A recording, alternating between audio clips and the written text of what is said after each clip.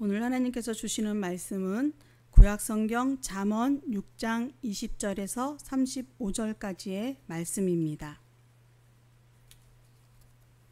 구약성경 916쪽쯤에 있습니다. 잠언 6장 20절에서 35절까지의 말씀을 한 절씩 교독하도록 하겠습니다. 내 아들아, 내 아비의 명령을 지키며 내 어미의 법을 떠나지 말고 그것이 내가 다닐 때에 너를 인도하며 내가 잘 때에 너를 보호하며 내가 깰 때에 너와 더불어 말하리니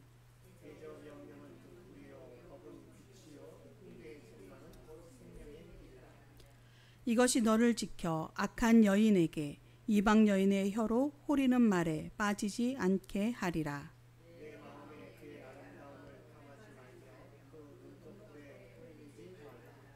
음료로 말미암아 사람이 한 조각 떡만 남게 됨이며 음란한 여인은 귀한 생명을 사냥함이니라.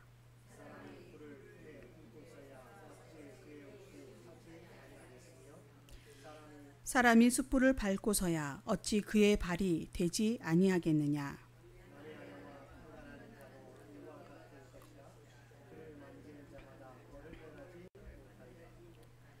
도둑이 만일 쥐를 때에 배를 채우려고 도둑질하면 사람이 그를 멸시하지는 아니하려니와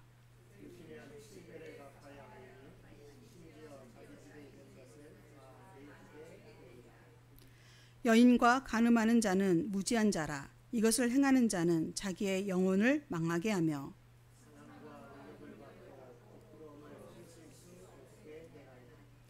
남편이 투기로 분노하여 온수 갚는 날에 용서하지 아니하고 어떤 보상도 받지 아니하며 많은 선물을 줄지라도 듣지 아니하리라. 아멘. 할렐루야. 오늘도 주님의 말씀으로 또 우리의 믿음을 지켜가시는 우리 모든 성도님들에게 주님의 크신 사랑과 은혜가 가득하시기를 축원드립니다. 오늘 말씀의 주제는 순결한 지혜입니다. 지난번에 제가 지혜에 대해서 말씀을 드렸는데요. 잠언 3장에 있는 말씀이었어요. 혹시 제목을 기억하십니까? 제목이 겸손한 지혜였습니다. 오늘은 이어서 순결한 지혜라는 주제를 가지고 말씀을 나눌 텐데요. 사랑하는 우리 성도 여러분, 오늘 말씀은 우리 삶을 파괴하는 가장 강력한 죄 중에 하나인 간음과 음행의 유혹에 대해서 경고를 하고 있는 말씀입니다. 우리는 수많은 유혹 속에 살아가고 있습니다. 젊은 세대뿐만이 아니라 나이와 상관없이 누구나 흔들릴 만한 유혹들이 도처에 넘쳐납니다. 때로는 어떤 TV의 광고들을 통해서, 때로는 드라마, 인터넷 등 굉장히 여러 그 요소들을 통해서 화려한 외모와 달콤한 말들로 사람들을 끌어들입니다. 하지만 하나님의 말씀을 통해 우리는 순결한 지혜의 길로 인도받을 수 있습니다. 순결한 지혜가 무엇인지 오늘 말씀을 통해 살펴보고자 합니다. 첫 번째로 순결한 지혜는 바로 하나님의 말씀입니다. 20절부터 22절까지의 말씀 본문 함께 읽어보도록 할까요? 내 아들아, 내 아비의 명령을 지키며 내 어미의 법을 떠나지 말고 그것을 항상 내 마음에 새기며 내 목에 매라. 그것이 내가 다닐 때에 너를 인도하며 내가 잘 때에 너를 보호하며 내가 깰 때에 너와 더불어 말하리니. 아멘. 오늘 본문의 첫 구절에서 솔로몬은 아들을 향한 간절한 마음으로 권면을 하고 있습니다. 내 아비의 명령을 지키며 내 어미의 법을 떠나지 말라. 이 말씀은 잠언 곳곳에서 들어볼 수 있는 말씀입니다. 아비의 명령과 어미의 법이 무엇입니까? 바로 부모의 가르침이지요. 이 부모의 가르침은 세대 간의 잔소리가 아니라 하나님께서 주신 지혜와 계명을 다음 세대에 전수하는 거룩한 통로의 역할을 합니다. 그렇기 때문에 우리는 자녀들에게 가르침을 반드시 주어야 합니다. 내 자녀는 다 컸으니까 이제는 가르칠 게 없을까요? 삶에서 우러나온 지혜도 우리는 가르쳐야 하는 것이지요. 끊임없이 부모에게 배울 것이 있는 것입니다. 그렇기 때문에 부모는 자녀에게 삶의 지혜를 가르쳐 주어야 합니다. 그 말씀을 항상 마음에 새기고 목에 매라 이렇게 명령하고 있습니다. 자녀들은 부모의 말씀을 들어야 하는 것입니다. 그리고 그 말씀을 늘 가까이 하라는 것입니다. 신앙적으로 우리가 가르침을 받을 때에, 부모에게 신앙적인 가르침을 받을 때에 우리의 신앙의 유산이 자녀들에게 물려질 수 있는 것이지요. 말씀을 가까이 하면 말씀을 마음에 새기고 삶에 묶을 때, 그럴 때에 길에서 우리를 인도하고 잠잘 때 지켜주고 깨어 있을 때도 교훈을 해준다고 말씀하고 있습니다. 길에서 인도한다, 자고 깬다, 이 모든 것이 무엇입니까? 우리의 하루 일과 속에 담겨 있는 것입니다. 그렇지요? 우리가 자고 깨는 것, 길을 걸어가는 것, 늘 우리에게 있는 일들입니다. 그럴 때에 이 말씀은 우리가 늘 말씀을 가까이 한다면 우리가 하루 일과를 살아가는 것뿐만이 아니라 우리의 삶 속에 온전히 우리를 그 말씀으로 말미암아 하나님께서 지켜주신다라는 것입니다. 23절에 있는 말씀, 잠언 6장 23절도 같이 한번 읽어보도록 하겠습니다. 대저 명령은 등불이요 법은 빛이요 훈계의 책망은 곧 생명의 길이라. 아멘. 우리는 어두운 세상을 살아갑니다. 어디로 가야 할지, 무엇을 선택해야 할지 참으로 알기 어렵습니다. 바른 가르침과 계명을 따르는 순종은 오히려 우리를 더 안전한 길로 인도하지만 육신의 정욕을 따르는 그 유혹은 사망과 멸망의 길로 빠지게 됩니다. 오늘 잠언의 가르침은 이 말씀이 우리의 등불이고 빛이라고 이야기하고 있습니다. 생명을 주는 길이라고 말씀합니다. 그것은 끊임없이 우리가 붙들고 목에 걸고 마음에 간직해야 할 것들임을 아버지의 마음으로 간절하게 강조하고 확증하고 있는 것입니다. 순결한 지혜는 하나님의 말씀에 뿌리를 내리는 데서부터 시작됩니다. 그리고 그것은 곧 우리의 생명의 길이 됩니다. 순결한 지혜의 두 번째는 하나님의 말씀은 유혹을 막아준다라고 하는 것입니다. 하나님의 말씀이 우리가 수없이 부딪히는 유혹에서 우리를 막아줄 것입니다. 예나 지금이나 가늠과 음행 이런 것들은 늘 있어 왔지요. 과거에는 은밀하게 여겨졌던 많은 죄들이 오늘날 어떻습니까? 이제는 드러내서 나타나고 있습니다. 이런 성적인 것까지도 하나의 취향이나 문화로 포장되어서 우리 삶 깊숙이 들어와 있습니다. 문화, 취향, 미디어 이런 것들을 통해서 가까이서 우리를 유혹하고 있습니다. 그리고 요즘 세대들은 그것을 너무나 당연시하게 받아들이게끔 만들어버렸죠. 스마트폰만 켜면 온갖 종류의 유혹이 우리의 눈과 귀를 사로잡습니다. 성적인 죄에 대한 이 세상의 기준은 너무나 관대해졌습니다. 세상은 매력과 욕망으로 우리를 넘어뜨리려고 합니다. 교회가 이러한 세상에서 거룩과 순결을 말할 때 이제는 시대에 뒤떨어진 고리타분한 이야기를 한다고 받아들여지고 있습니다. 과연 그럴까요? 우리 잠언 6장 24절에서 25절의 말씀을 다 같이 함께 봉독하겠습니다. 이것이 너를 지켜 악한 여인에게 이방 여인의 혀로 호리는 말에 빠지지 않게 하리라. 내 마음에 그의 아름다움을 탐하지 말며 그 눈꺼풀에 홀리지 말라. 아멘. 말씀을 들음으로, 부모의 그 신앙의 가르침을 우리가 전수받음으로 인하여서 하나님의 말씀을 들음으로 그 말씀이 우리를 지켜갑니다. 악한 여인에게, 이방의 여인에게 무엇입니까? 우리가 흔들리는 수많은 그 유혹 속에서 우리를 지켜줄 수 있는 지침이 되어준다는 것이죠.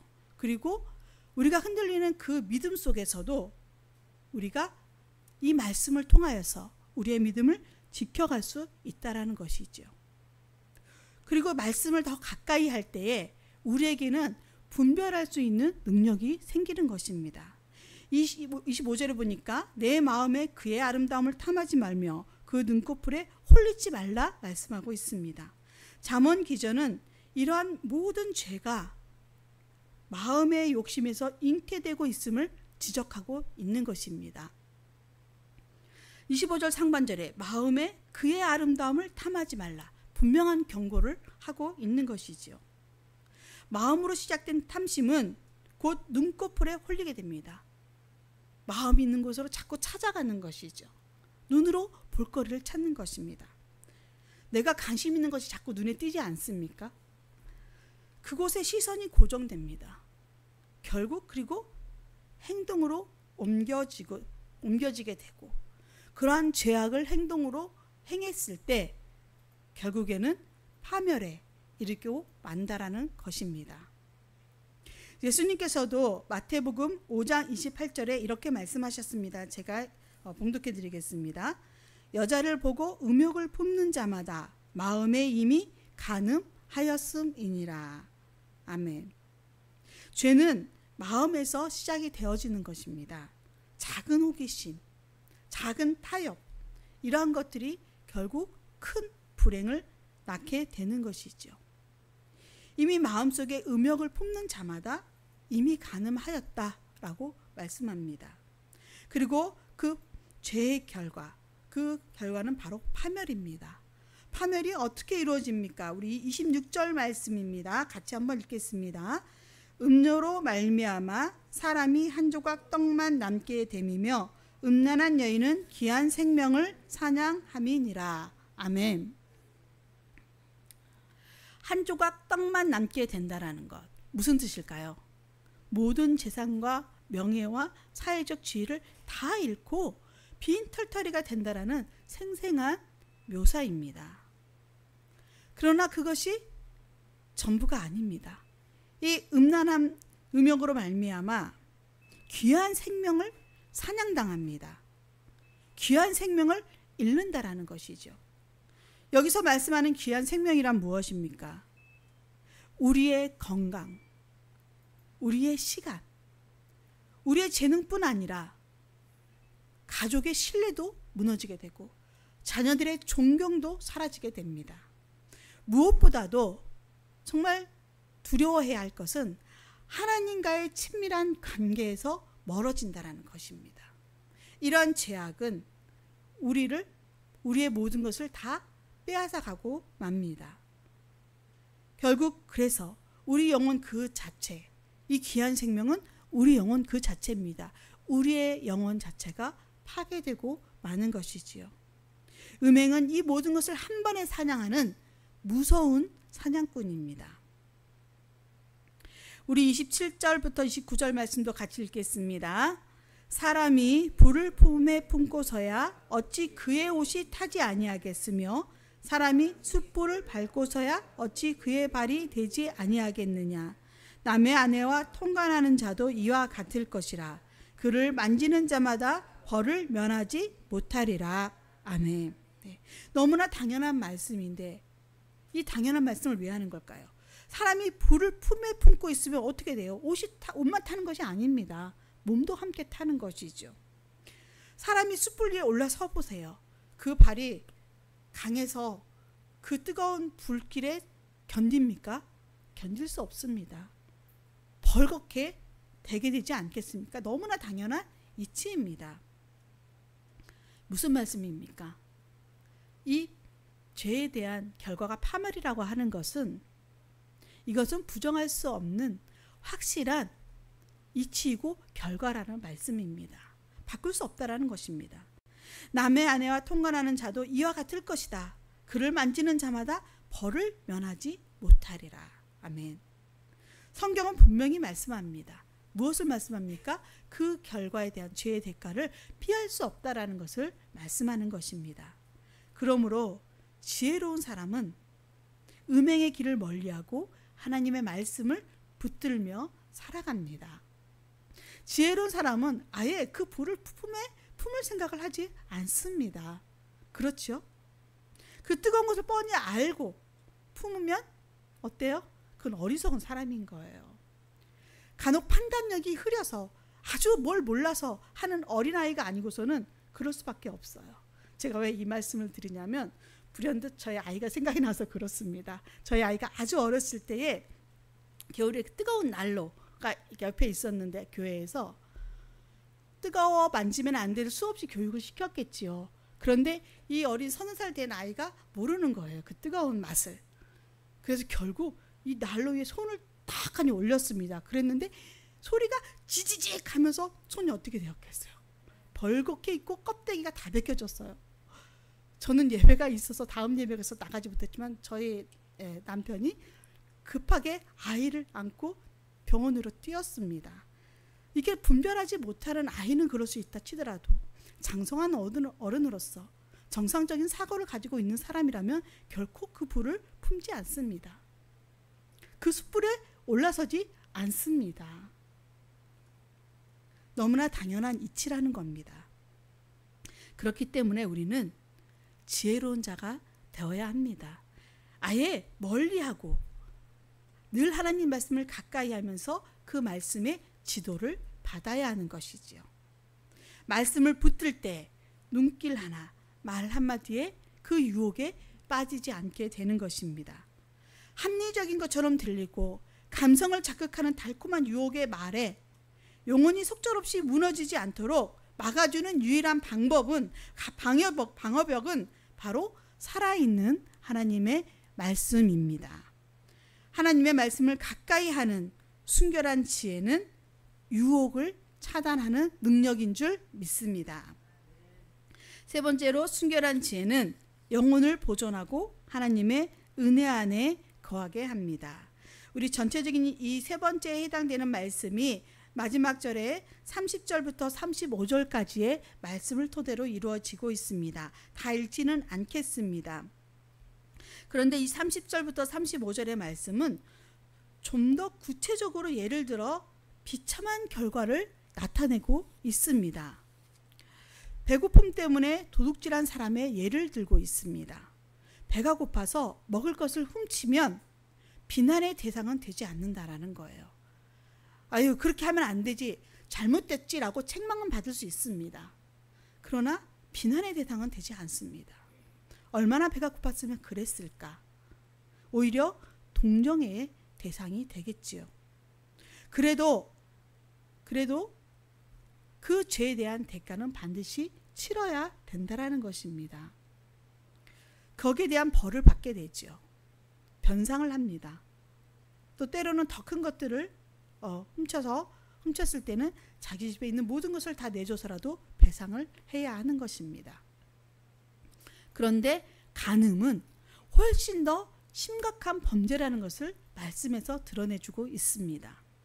32절과 33절의 말씀 속에는 자기의 영혼을 망하게 할 뿐만 아니라 자기의 영혼을 상하게 하고 능욕과 영원히 부끄러움을 씻을 수 없다라는 말씀을 주고 있습니다. 34절과 35절의 말씀에서는 간음을 범한 이 여인의 남편이 얼마나 복수심에 불타오르는지를 말씀해주고 있는 것입니다. 무엇으로도 용서해 줄 수 없다라는 거예요. 어떤 벌금이나 선물에도 눈길 하나 주지 않고 반드시 복수한다라고 합니다. 철저한 보복만이 그의 분노가 풀리게 한다라는 겁니다. 꼭 모든 사람이 다 이렇지만은 않겠지만 그만큼 이 죄에 대한 음행의 죄에 대한 결과가 무섭다는 것이고 용서받지 못한다라는 것이지요. 음욕을 품고 간음한 죄의 결과는 결국 영혼을 무너뜨리고 평생 씻을 수 없는 수치와 능욕을 남깁니다. 세상의 보상이나 선물로도 해결되지 않습니다. 그리고 그 음행의 대가는 자신만 이렇게 상처를 입고 끝나는 것이 아닙니다. 누가 상처를 입습니까? 주변의 사람들이 함께 상처를 받습니다. 더 큰 상처를 받을 수도 있습니다. 그렇기 때문에 우리는 말씀으로 지혜로워져야 합니다. 말씀은 우리의 생각과 시선이 세상의 유혹을 당할 때 우리의 등불이 되어줍니다. 빛이 되어줍니다. 그래서 우리는 날마다 주님께 지혜를 구해야 하는 것이지요. 순결한 지혜는 우리의 영혼을 보존합니다. 하나님의 말씀은 우리의 영혼을 지켜주십니다. 그리고 우리는 그 하나님께서 지켜주시는 은혜 안에 살아갈 수가 있습니다. 우리 하루의 모든 지나가는 순간들, 일과 속에서 그것이 쌓이고 흘러가서 우리의 모든 삶 속에서 하나님의 말씀을 붙들고 살아갈 때에 우리는 이런 죄의 유혹으로부터 벗어날 수 있고 그 주시는 하나님의 말씀이 우리의 죄에 대한 방어벽을 쳐주는 것이지요. 그래서 우리를 살려주는 것입니다. 그렇기 때문에 하나님의 말씀이 생명의 길이 되어지는 것입니다.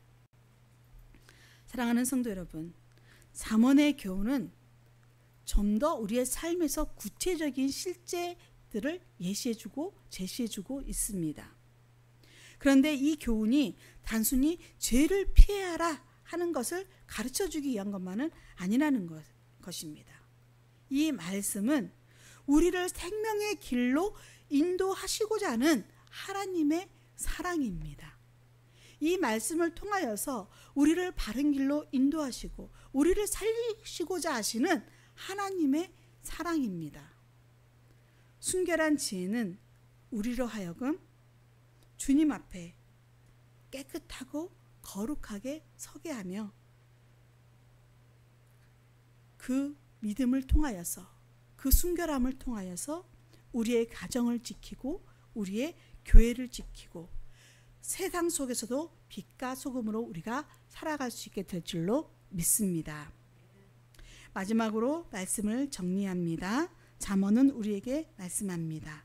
순결한 지혜는 우리 발의 등불이며 유혹을 막는 능력이며 영혼을 지키는 생명의 길인 하나님의 말씀입니다. 순결한 지혜는 말씀을 붙잡을 때 주어집니다. 오늘 우리는 세상의 유혹이 아닌 하나님의 말씀에 마음을 묶어 순결한 지혜의 길을 걸어가시는 저와 우리 성도님들 되시기를 주님의 이름으로 축원드립니다. 기도드리겠습니다. 사랑의 주님, 감사합니다. 귀한 말씀을 주시어서 우리가 살아가는 삶에 있어 어떻게 지혜를 더해가야 할지를 깨닫게 해주시니 감사드립니다. 오늘 주시는 말씀, 순결한 지혜를 사모하게 하여 주시옵소서. 순결한 지혜는 하나님의 말씀입니다. 그 말씀을 붙들고 살아가게 하여 주시옵소서. 그 말씀이 우리의 삶의 등불이 되어짐을, 우리가 세상 유혹에 섰을 때 우리의 방어벽이 되어짐을, 그리고 우리의 눈과 마음을 환하게 비춰주어서 우리를 온전하게 믿음으로 서가게 할 수 있음을 깨닫는 지혜가 있게 하여 주시옵소서.